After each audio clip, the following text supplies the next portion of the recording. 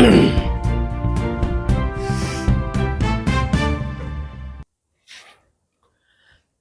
राज्यों में हुए विधानसभा चुनाव के नतीजे चौंकाने वाले सामने आए। 3 राज्य में भारतीय जनता पार्टी ने जीत का परचम लहराया, तो वहीं एक राज्य तेलंगाना में कांग्रेस ने अपनी जीत दर्ज की। 3 राज्यों में कांग्रेस की हार की क्या वजह रही?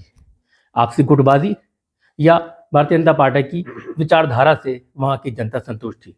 बहरहाल कांग्रेस की बात करें तो कांग्रेस पार्टी के तेलंगाना के अध्यक्ष रेवंत रेड्डी जी आज मुख्यमंत्री पद की शपथ लेंगे। हालांकि अभी भारतीय जनता पार्टी ने अपने तीनों मुख्यमंत्रियों के नाम की घोषणा नहीं की है, उस पर आज मंथन होगा। हमारे साथ हैं कांग्रेस पार्टी के राष्ट्रीय प्रवक्ता सुलेमान मोहम्मद खान। उनसे जानते हैं इन 3 राज्यों में जो कांग्रेस पार्टी अपना जीत का परचम नहीं लहरा पाई और तेलंगाना में जीत का परचम लहराया, इन दोनों में क्या फर्क है, क्या वजह रही कांग्रेस की जो सिर्फ 4 स्टेट में से एक ही स्टेट में जीत का परचम लहरा? जी सुलेमान मोहम्मद जी, 4 राज्यों में चुनाव हुए, एक ही राज्य में कांग्रेस अपना जीत का परचम लहरा पाई। हालांकि कांग्रेस में की सरकार राजस्थान में आपकी थी, राजस्थान में कांग्रेस की सरकार थी, उसके बाद छत्तीसगढ़ में भी थी।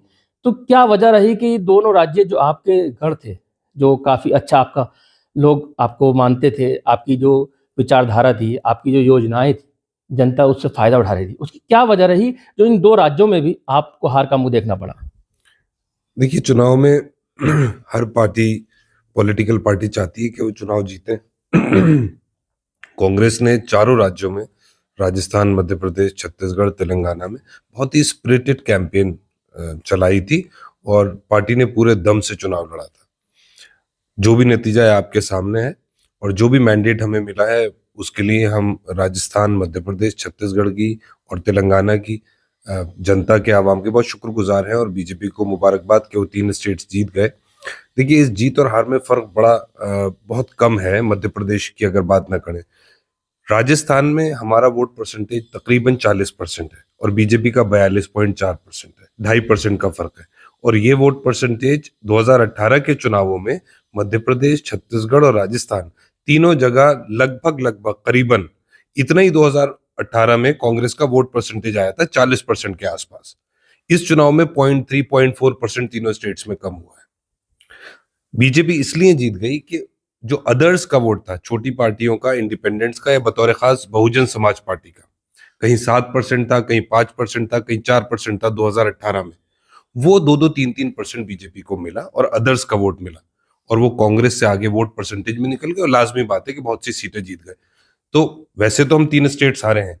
तेलंगाना हमारे लिए बहुत ही मोटिवेशन की बात है और इंथुजियाज्म की कि हमने 10 साल से केसीआर जी वहां मुख्यमंत्री थे, उनकी सरकार को हटा के, उनके मिस गवर्नेंस को खत्म करके कांग्रेस की सरकार बनी और इन तीनों स्टेट्स में कांग्रेस का 40% वोट बैंक है। और मैं ये कहूंगा कि कांग्रेस पार्टी को या भारत के लोगों को जो कांग्रेस की तरफ उम्मीद से देख रहे हैं, उन्हें बिल्कुल भी नाउमीद नहीं होना चाहिए। 40% लोगों ने आपको चुना है। 4,90,00,000 लोगों ने इन 4 स्टेट्स में, तेलंगाना मिला के, तेलंगाना, छत्तीसगढ़, मध्य प्रदेश, राजस्थान, कांग्रेस को वोट दिया है और बीजेपी के हमसे 10 लाख वोट कम आए। 4,80,00,000 लोगों ने बीजेपी को वोट दिया है। तो भारत में अगर आप लोकप्रियता माने या किस पे ज्यादा भरोसा कर रहे हैं लोग, तो आज भी कांग्रेस को ज्यादा लोगों ने वोट किया है। 40% वोट एवरेज इन तीनों स्टेट्स में हमारा वोट बैंक इंटैक्ट है, जहां हम हारे हैं। तो मैं समझता हूं कि फिर से उठेंगे और मेहनत करेंगे। 3 महीने में, 4 महीने में लोकसभा चुनाव है, पूरी जान लगाएंगे। कांग्रेस का हर कार्यकर्ता, हर नेता इसके लिए तैयार है। और एक बड़ा पुराना शेर है कि गिरते हैं शहसवारी मैदान जंग में, वो तिफल क्या गिरे जो घुटनों के बल चले। तो हम तो मैदान जंग में उतरे हुए हैं। ये लड़ाई लंबी है, संविधान को बचाने की लड़ाई है, इस मुल्क को बचाने की लड़ाई है। तो इसमें मैं समझता हूँ बड़ी लड़ाई में अगर हम कहीं हार भी गए तो मायने नहीं रखती हैं। मायने ये रखती हैं कि कितनी हिम्मत से, ताकत से जो लोगों का भरोसा है उसको हमें जीतना है और उस पर खरा उतरना है। अच्छा, बात करें राजस्थान की, राजस्थान में कांग्रेस की सरकार थी, तो वहां पर कुछ सुनने में आ रहा है कि गुटबाजी की वजह से हार का मुंह देखना पड़ा कांग्रेस को, क्योंकि सचिन पायलट और गहलोत जी के बीच में कुछ ट्यूनिंग अच्छी नहीं थी, जिसको लेकर गुटबाजी का भी असर पड़ा है। देखिए, ये मैं आपसे कह दूं कोई गुटबाजी नहीं थी तो ये मैं समझता हूँ बहुत ही बात सही नहीं होगी। ये बात सही है कि राजस्थान में जो भी, और जमहूरी निज़ाम में ऐसा होता भी है, डेमोक्रेसी में, प्रजातंत्र में, पार्टी में भी डेमोक्रेसी है। उनके ताल्लुकात खराब नहीं थे तो बहुत अच्छे भी नहीं थे। पूरे 5 साल हमने देखा लेकिन इस चुनाव से पहले पार्टी के सीनियर लोगों ने बतौर खास राहुल जी ने वहां पर सब लोगों से मिले और उनके जो डिफरेंसेस थे, उनके जो इख्तलाफात थे, उनको आयन आउट किया, खत्म किया और दोनों ने मिलकर चुनाव लड़ा। ये कह देना कि सचिन पायलट जी और अशोक गहलोत साहब के डिफरेंसेस की वजह से चुनाव हार गए, तो ऐसा नहीं है।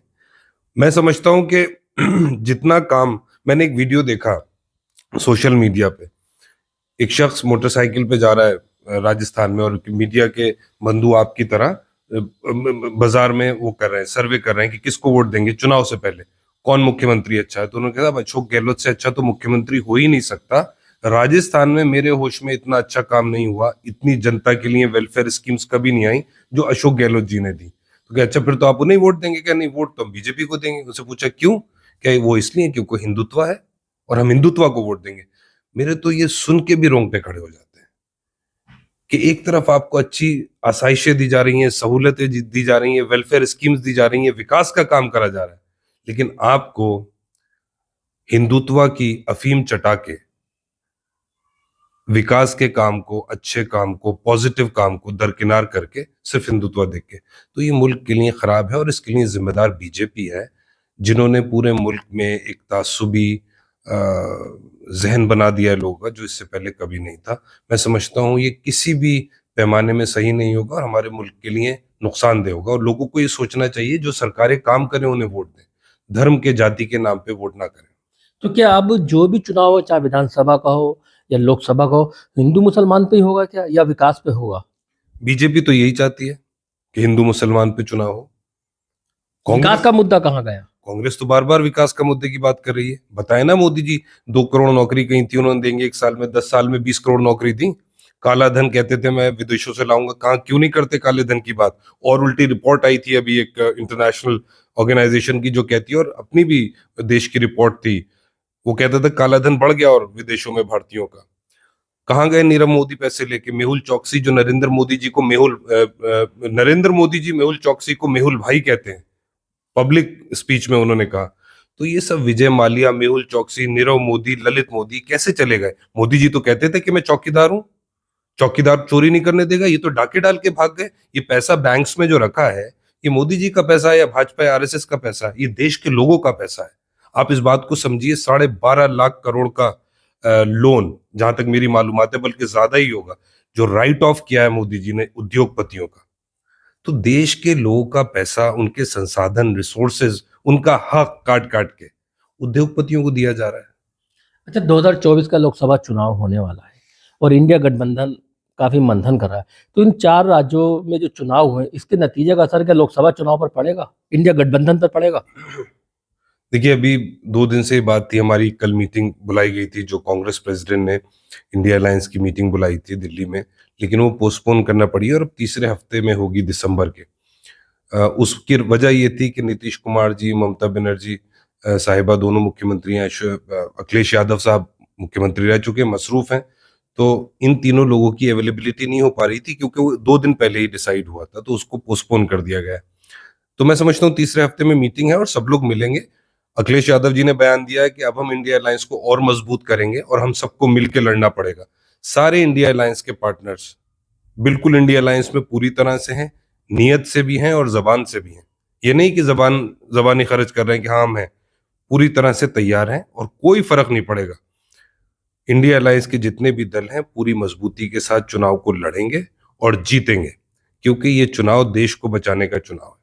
सुलेमान जी, मेरा आखिरी सवाल, तेलंगाना में जो जीत का परचम लहराया कांग्रेस पार्टी ने, उसकी खास वजह क्या रही?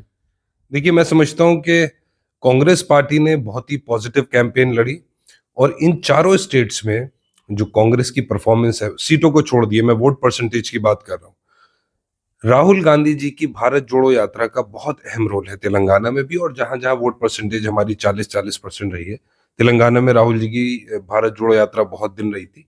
और कैंपेन में भी राहुल जी ने करीबन 20 रैलीज करीबन तेलंगाना में करी हैं। फिर रेवंत रेड्डी साहब वहां पर बड़े लोकप्रिय नेता हैं, आने वाले मुख्यमंत्री हैं, आज उनकी शपथ होगी। और तमाम कांग्रेस के बड़े नेता, कार्यकर्ता, इन्हीं सब की मेहनत होती है, जिन्होंने पूरी स्पिरिटेड कैंपेन चलाई। और जो कांग्रेस ने वादे किए हैं, अब हमारी जिम्मेदारी है उन्हें निभाना। जैसे महालक्ष्मी स्कीम है, युवा विकासम स्कीम है, गुरु ज्योति स्कीम है, तमाम जो स्कीम वेलफेयर के लिए, भारत एक वेलफेयर स्टेट है। वो लोगों के वेलफेयर के लिए काम करता है, उसका काम टैक्स लेना नहीं है। अगर टैक्स लेता भी है तो वो वेलफेयर के लिए यूज होना चाहिए। कांग्रेस बिल्कुल जो कॉन्स्टिट्यूशनल मॉडल है भारत का, वेलफेयर स्टेट का, लोगों के लिए काम करने का, उस पे काम करती है।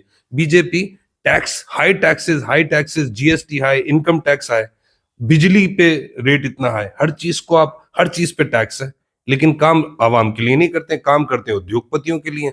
जनता देती है पैसा टैक्स में कि देश का विकास हो, वो उद्योगपतियों का मोदी जी विकास करते हो, बतौर खास उनके खास दोस्त हैं अडानी जी, उनके विकास के लिए दिन रात काम कर रहे हैं। 24 के चुनाव के लिए रामपुर के कांग्रेस पार्टी के पदाधिकारी कार्यकर्ता कितना मजबूत नजर आ रहा है आपको? देखिए, ये बात भी सही है कि रामपुर में कांग्रेस को बहुत मेहनत करने की जरूरत है। मैं समझता हूँ कि हम सब लोग मिलके काम करेंगे, और मैं लगातार कोशिश कर रहा हूँ कि ज़्यादा से ज़्यादा लोगों से मिलूं, ज़्यादा से ज़्यादा लोगों को जोड़ सकूं, चुनाव के लिए तैयार हो सकें। मुझे पूरी उम्मीद है कि इंडिया अलायंस का एक कॉमन कैंडिडेट यहाँ पर होगा, जिसमें सभी दल जो इंडिया अलायंस का पार्ट हैं, चाहे वो समाजवादी पार्टी हो, लोक दल हो, आम आदमी पार्टी हो, कांग्रेस तो है ही, ये सारे दल मिलके एक कैंडिडेट तैयार करें और वो कैंडिडेट चुनाव लड़े। क्योंकि आपको बीजेपी से इस माहौल में अगर लड़ना है तो एक होकर लड़ना है। अपना सियासी मुस्तकबिल, पार्टी का सियासी मुस्तकबिल, किसी कैंडिडेट का सियासी मुस्तकबिल अहम नहीं है। अहम यह है कि हमें बीजेपी को हराना है। कांग्रेस मजबूती से लड़ेगी। मैं लगातार काम कर रहा हूँ, लोगों से मिल रहा हूँ। बीजेपी की जो मिस गवर्नेंस है, उनका झूठ है, फ्रॉड है 10 साल से, वो लगातार मैं बता रहा हूँ, और मैं पूरी उम्मीद करता हूँ कि यहाँ पर इंडिया अलायंस का कैंडिडेट चुनाव जीतेगा। देखिए, ये थे कांग्रेस पार्टी के राष्ट्रीय प्रवक्ता सुलेमान मोहम्मद खान, जिन्होंने अपनी पूरी बात रखी। सुलेमान मोहम्मद खान ने कहा कि 2024 के लोकसभा चुनाव इंडिया गठबंधन बहुत मजबूती से लड़ेगा। Azam Khan, my city news 24, Rampur.